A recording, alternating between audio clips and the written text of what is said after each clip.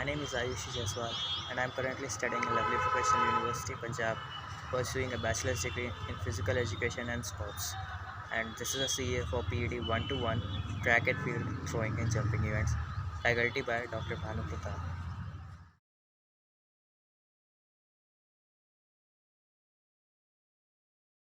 So I have chosen to discuss about a throwing event that is known as discus throw.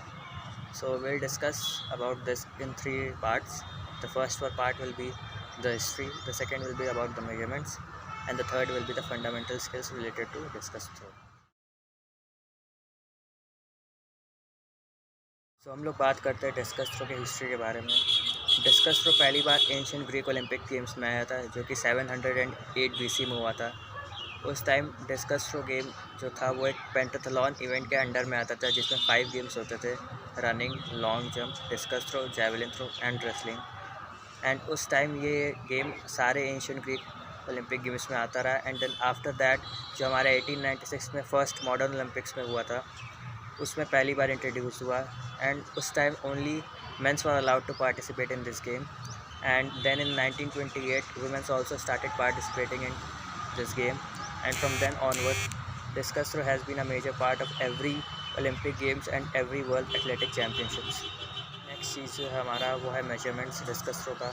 तो वो चीज़ हमने एक board पे represent करके रखी हुई है, तो हम लोग उसको देखते हैं। एंड मैंने उसमें अच्छे से एक्सप्लेन किया है सारे मेजरमेंट्स एंड डिस्कस थ्रो का वेट एंड ऑल। तो आइए उसको देखते हैं।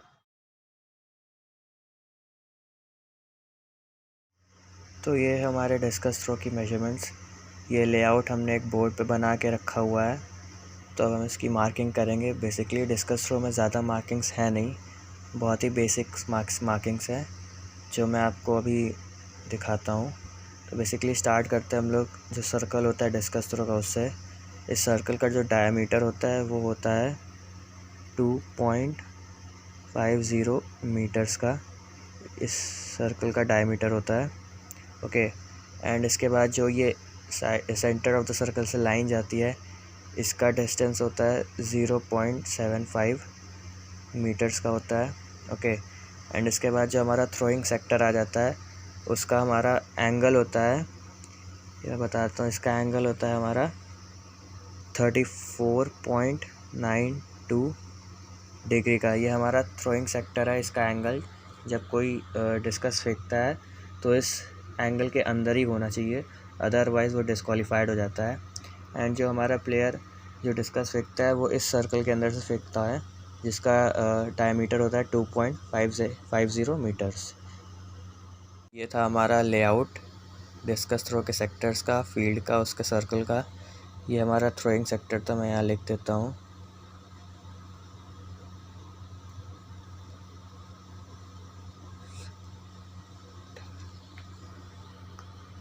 ये हम लोग डिस्कस के बारे में जान लेते हैं। स्पेसिफिकेशन ऑफ डिस्कस कि डिस्कस का वेट क्या होता है, हाइट क्या होती है और थिकनेस क्या होती है। तो बेसिकली डिस्कस का जो वेट होता है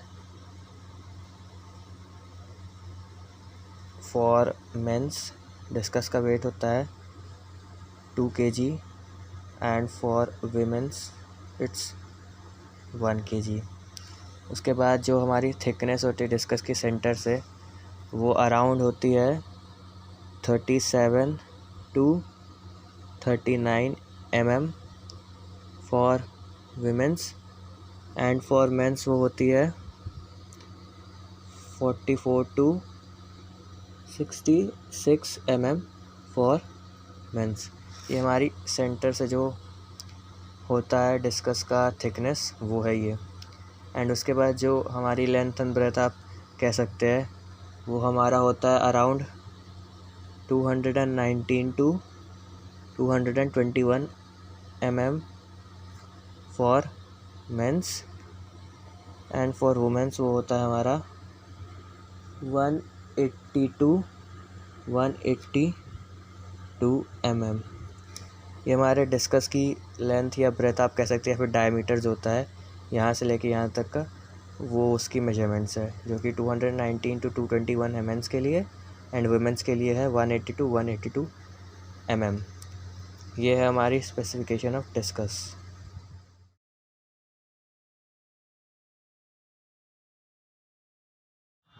सो नाउ हम बात करते हैं फंडामेंटल स्किल्स की। तो उससे पहले हम लोग पहले ग्रिपिंग की बात कर लेते हैं डिस्कस के। मेरे पास एक डिस्कस तो नहीं है बट डिस्कस जैसी चीज़ तो है, तो मैं आपको दिखाता हूँ कि डिस्कस को ग्रिप कैसे किया जाता है। बेसिकली डिस्कस को 4 फिंगर्स पे ग्रिप किया जाता है एंड जो 5th फिंगर होता है वो थोड़ा सा बैक साइड पे होता है सपोर्ट के लिए। ठीक है, ये हमारी ग्रिपिंग हो जाती है डिस्कस थ्रो की।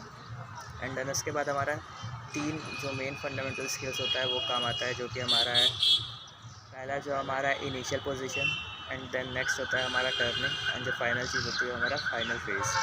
तो बेसिकली जो इनिशियल पोजीशन में क्या होता है, बेसिकली जो एक थ्रोअर होता है वो सर्कल में खड़ा होता है एंड डिस्कस को बस स्विंग करता रहता है।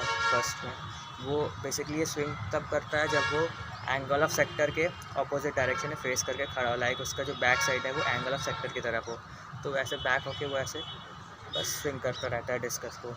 ठीक है, ये हमारा इनिशियल पोजीशन हो जाता है। तो हमारा जो नेक्स्ट चीज़ है वो हमारा टर्निंग पे रहता है।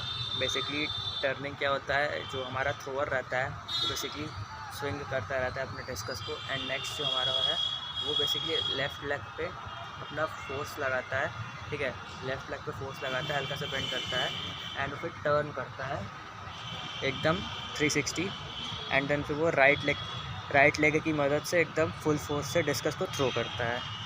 ओके, तो बेसिकली मैं आपको एक बार करके दिखा देता हूँ।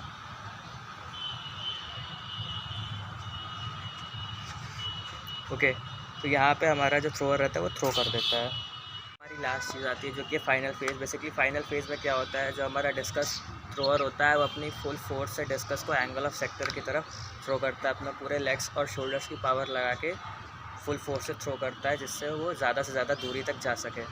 मैं आपको एक बार दिखाता हूँ लास्ट चीज़ क्या होती है।